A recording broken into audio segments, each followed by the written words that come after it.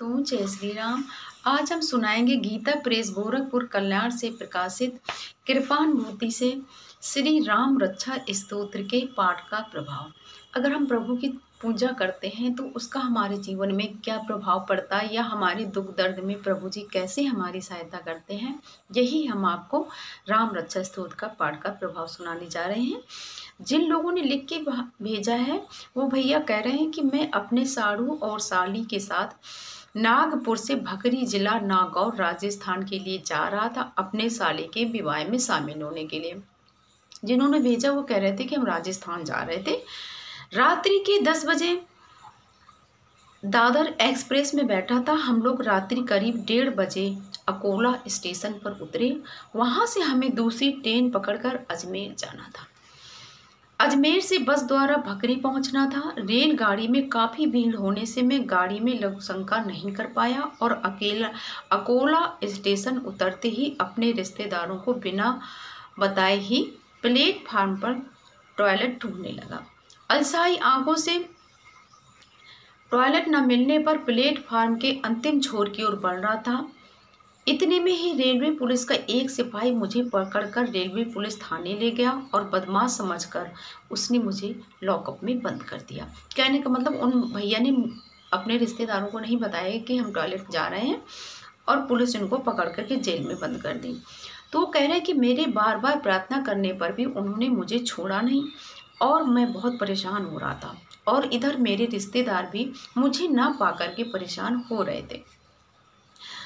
अब वो भैया कह रहे कि मैं मन ही मन प्रभु श्री राम जी की प्रार्थना करने लगा और वो भैया प्रतिदिन राम रक्षा स्तोत्र का पाठ करते थे। तो बोले मैं राम रक्षा स्तोत्र का पाठ मैंने करना शुरू कर दिया।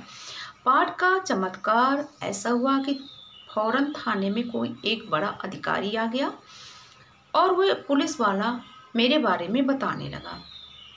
तब मैंने उन अधिकारी से प्रार्थना की कि भैया मैं तो शादी में शामिल होने जा रहा था, इन्होंने मुझे पकड़ दिया और मुझे रिश्तेदारों से मिलने दीजिए और मेरे रिश्तेदार दूसरी ट्रेन पकड़कर हम लोगों को अजमेर भी जाना है। तो उन अधिकारियों की मेरी बातों में सत्यता प्रतीत हुई और उन्होंने रेलवे पुलिस के एक सिपाही को साथ भेजकर सही पता लगाने को कहा। सही कह रहे हैं कि या कोई अपराधी हैं, आतंकवादी हैं।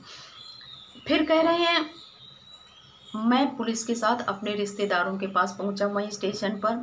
फिर उनसे टिकट दिखाने को कहा। टिकट देकर उन्हें संतोष हुआ।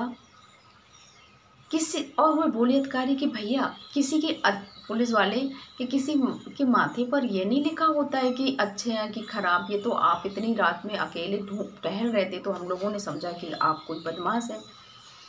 इस तरह से प्लेटफार्म पर मैं अपने सब रिश्तेदारों से मिला तो मन ही मन मुझे भगवान राम और राम रक्षा स्तोत्र के प्रति मेरा विश्वास बढ़ गया।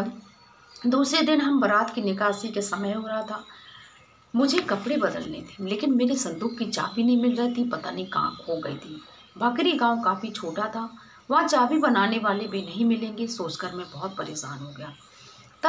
तब बोले भैया कि मैं मन ही मन राम रक्षा स्तोत्र का पाठ करने लगा।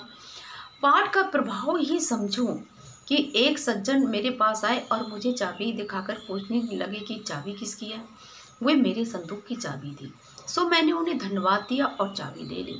साले का विवाह संपन्नता के साथ बढ़िया संपन्न हुआ। मैं अपनी पत्नी के साथ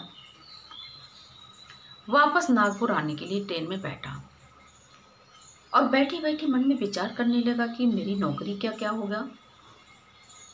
मैंने जिन लाला जी क्या नौकरी करता था वे कहते थे मैं 2-3 माह में अपना धंधा समेटकर 2 दुकान उठाकर दिल्ली चला जाऊंगा, तब मेरा क्या होगा। ये सोचकर मैं पुनः श्री राम रक्षा स्तोत्र का पाठ करने लगा और ट्रेन की ऊपरी सीट पर चढ़कर सो गया। तब मुझे नींद में ऐसा लगा कि कोई कह रहा है कि तू सोच मत कर, तेरी नौकरी का इंतजाम दूसरी जगह हो गया है। इतने में मेरी नींद खुल गई। वर्धा स्टेशन आ गया था, काफ़ी भीड़ थी।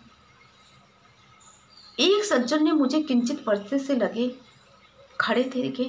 मैंने इशारे से उन्हें अपने पास बुलाकर बिठा लिया।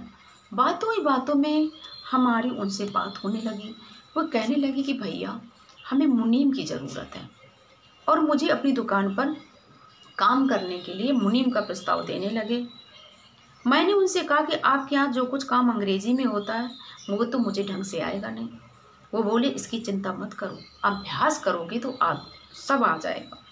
मैंने उनका प्रस्ताव स्वीकार कर लिया और ही मन श्री राम रक्षा स्तोत्र के पाठ का प्रभाव समझने लगा कि श्री राम जी ने बार बार मेरी रक्षा की, बार बार मेरी कामना की पूर्ति की।